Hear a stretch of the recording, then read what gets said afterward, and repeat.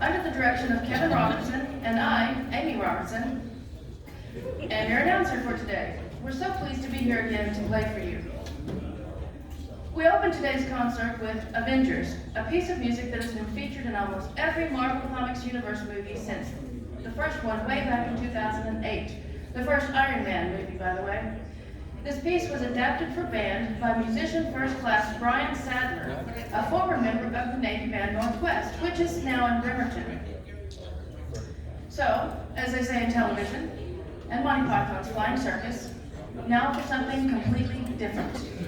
Our next piece is a collection of 3 tunes from the late 1930s and early 40s that have become jazz standards.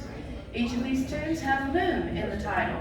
They are Blue Moon, Moonlight Serenade, How High the Moon. The arranger called it Swinging on the Moon, and dancing is allowed, even encouraged.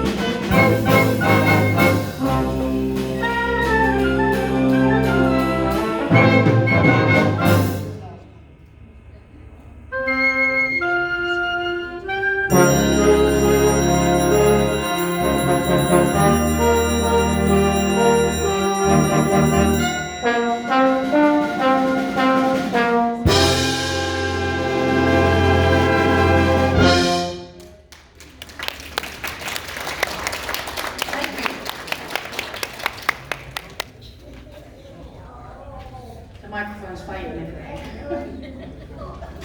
We're now going to play a dance song that was meant to be an actual dance. What do you think dance songs that were written for courts of nobles in the middle of the 1800s would sound like? Given the movies you've seen, something that is polite, reserved, and stately. Nope. Good luck dancing to this. This is Johann Strauss's Thunder and Lightning Polka.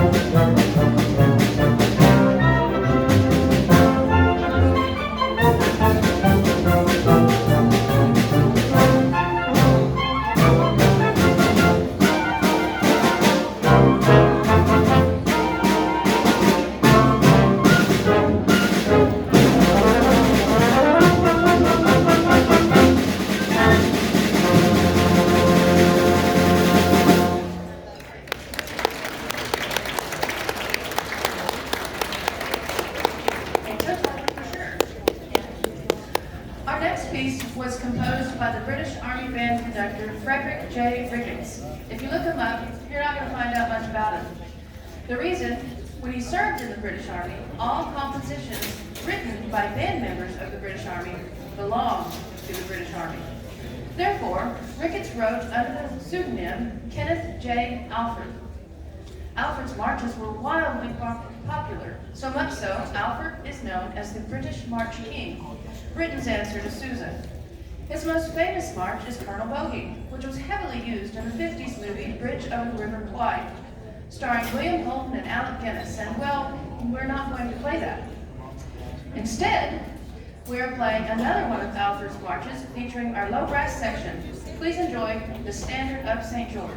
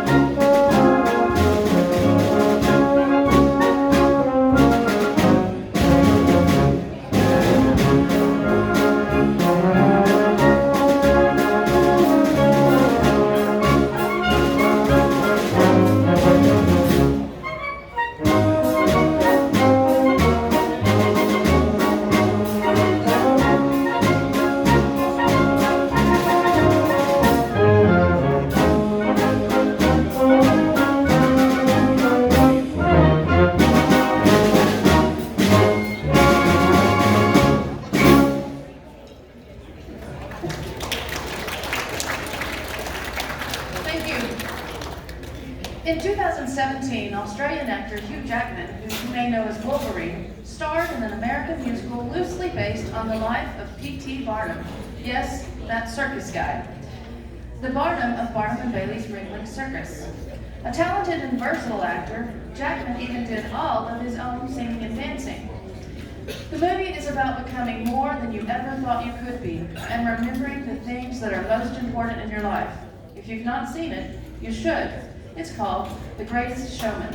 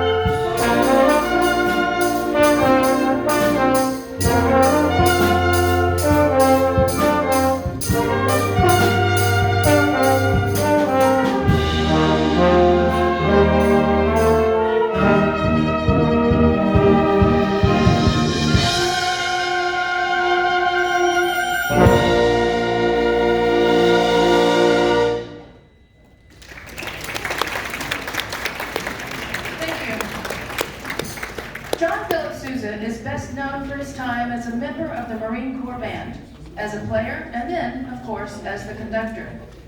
After he left the Marine Corps band in 1892, his professional band was one of the most popular music groups in the U.S. In fact, Sousa's composition, the U.S. Field Artillery March, became the #1 hit on what is now called the Billboard chart of hits.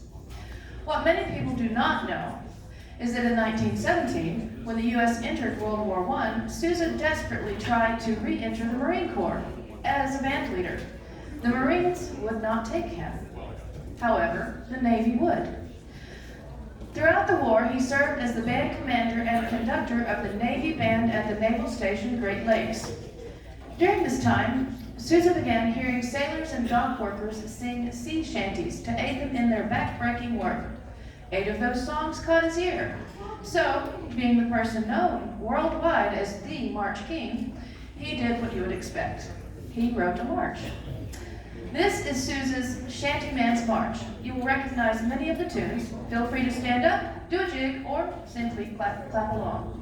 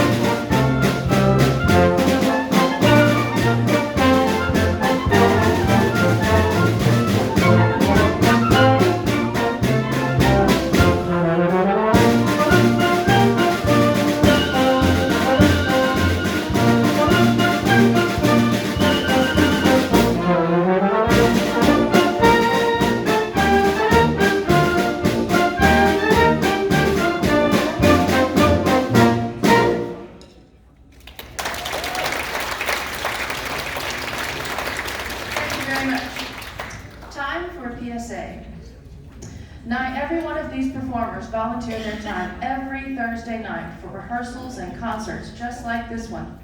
Some even travel from 2 hours away, all for the joy of playing music and representing the American Legion.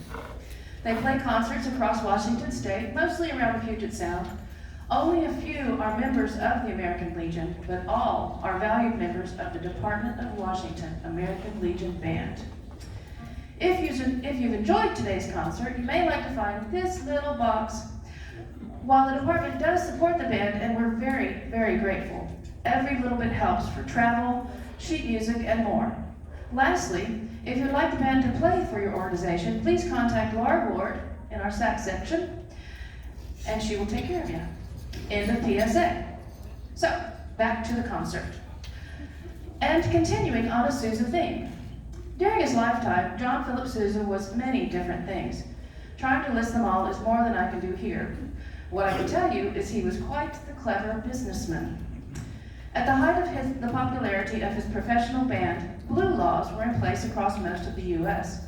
Blue laws, for those of you that have not experienced them, made it illegal for almost every business to be open on Sunday, including places where musical performances would take place. He also knew that if his band was not performing, they were not being paid. He felt giving up approximately 52 performance days a year was quite unacceptable, but the law. How does one work around that?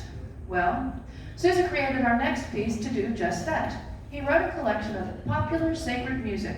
Then, he sent the local clergy free tickets to the concerts, inviting them, their families, and congregations to come and sing along to this piece. The clergy were happy to do so, and Sousa and his band were paid on a day when normally they would not be. Everyone was happy. Please enjoy Songs of Grace and Songs of Glory.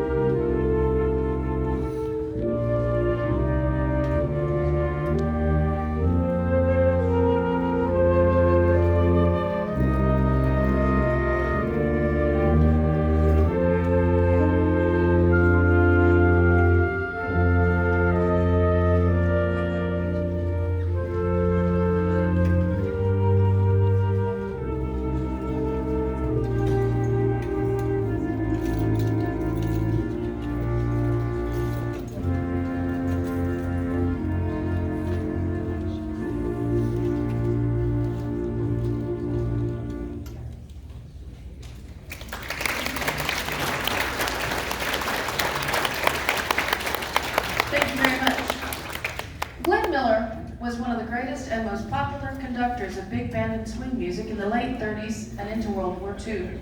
Alas, his plane went down behind enemy lines in Europe in 1944, but not before he gave us some of the most popular music of that era. When you hear these songs, you do not hear generic big band music. You hear the distinct sound of the Glenn Miller Orchestra. Moreover, when one of our beloved band members and Navy veteran Tony Sims passed away, Kevin and Tony's widow Rose poured over various pieces of music to honor Tony's memory. Our next piece was Tony's favorite style of music. Therefore, Rose chose this piece to donate to our library. It's stamped with, "In memory of Tony Sims." Please enjoy Glenn Miller in concert.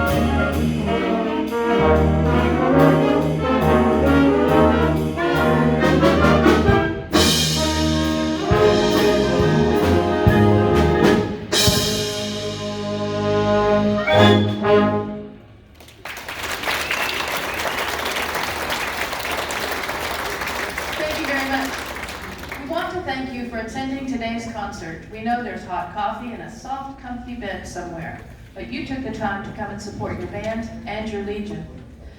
Before we begin the end of our concert this morning, we want to take a moment to honor the military veterans in our audience. There might be a few.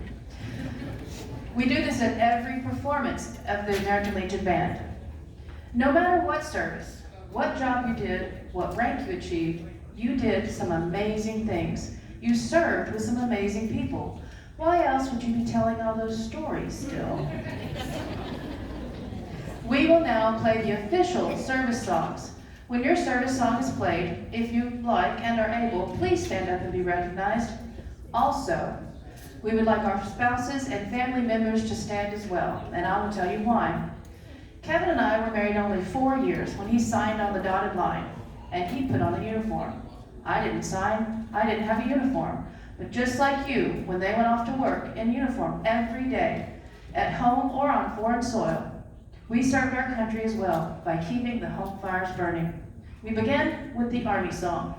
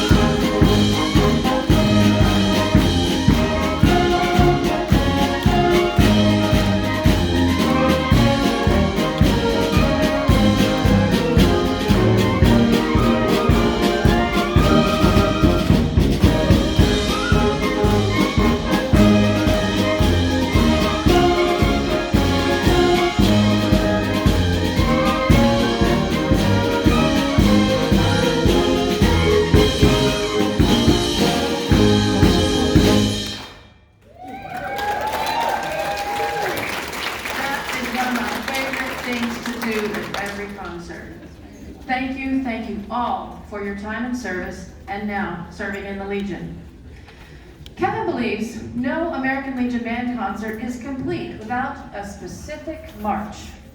Please enjoy the National March of the United States of America by Act of Congress in 1987, published 125 years ago this year, The Stars and Stripes Forever.